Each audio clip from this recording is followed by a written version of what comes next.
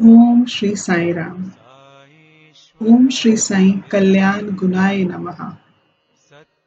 विश्व कल्याणकारी गुण श्री साई को हमारा सादर प्रणाम। संत ज्ञानदेव कहते हैं, तुझ सगुन महनु की निर्गुण रे, सगुन निर्गुण एकु गोविंद रे। निर्गुण निराकार परमेश्वर जब अवतार धारण करते हैं तब सगुण रूप में प्रकट होते हैं।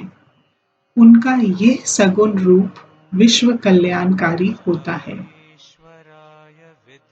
जगदोद्धारण के लिए जिनका अवतरण हुआ है वे भगवान श्री सत्य साईं बाबा हमेशा विश्व कल्याण करने में कार्यरत होते हैं। भगवान बाबा कहते हैं, मैं नायक नहीं सेवक हूँ।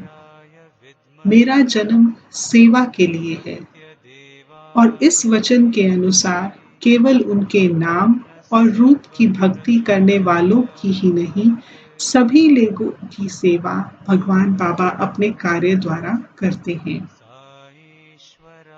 मेरा जीवन यही मेरा संदेश है, ऐसा कहने वाले स्वामी अपने बचपन से ही कल्याण गुण वाले हैं और अपनी कृति से ये सिद्ध करते हैं।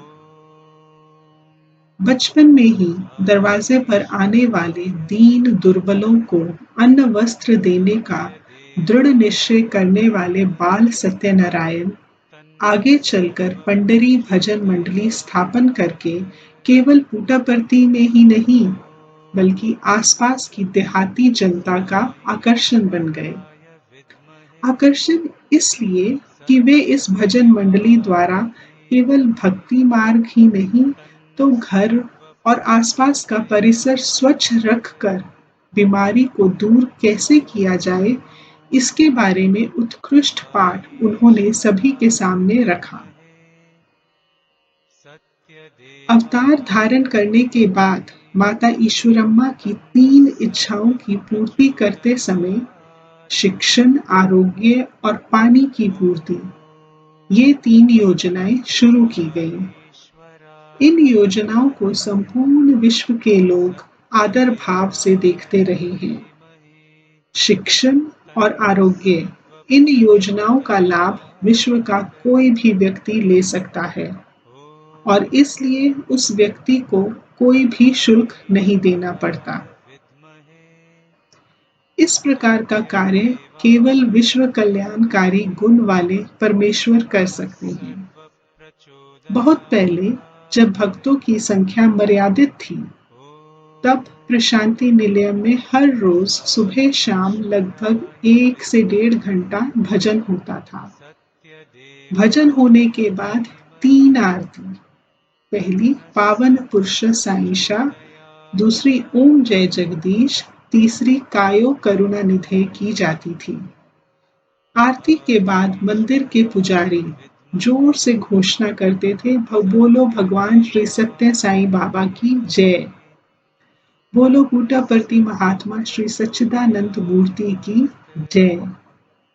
उपस्थित सभी भक्तगण एक सुर में जोर से जय इस प्रकार घोष करते थे।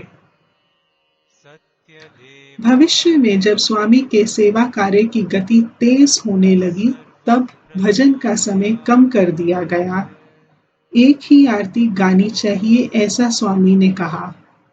इसके बाद कुछ साल बाद स्वामी ने कहा, जब आप मेरी शुद्ध अंतकरण से, पवित्र भावना से, निस्वार्थी मन से प्रार्थना करते हैं, तब मैं आप पर कृपा दृष्टि रखता हूँ। जब किसी व्यक्ति ने पूर्व जन्म में अथवा पूर्ण जीवन में कुछ त्याग किया होगा, तब स्वामी की विशेष कृपा दृष्टि होती है। परमेश्वरी कृपा बिना जीवन बिताना किसी को भी संभवनीय है क्या? स्वामी ने एक बार ऐसा कहा कि आरती के बाद जो जय घोष करते हैं वे स्वामी को पसंद नहीं है। उसके बदले में लोका समस्ता सुखिनो भवन्तु, ऐसा 3 बार और उसके बाद ओम शांति शांति शांति इस प्रकार बोलना चाहिए। इसका मतलब संपूर्ण लोक में से, तीनों लोकों में से प्राणी मात्र सुखी हो जाए, सभी को शांति प्राप्त हो जाए। इस प्रकार का विचार केवल विश्व कल्याणकारी अलौकिक गुण वाले स्वामी ही कर सकते हैं। ओम श्री सत्य साईनाथ अर्पणमस्तु।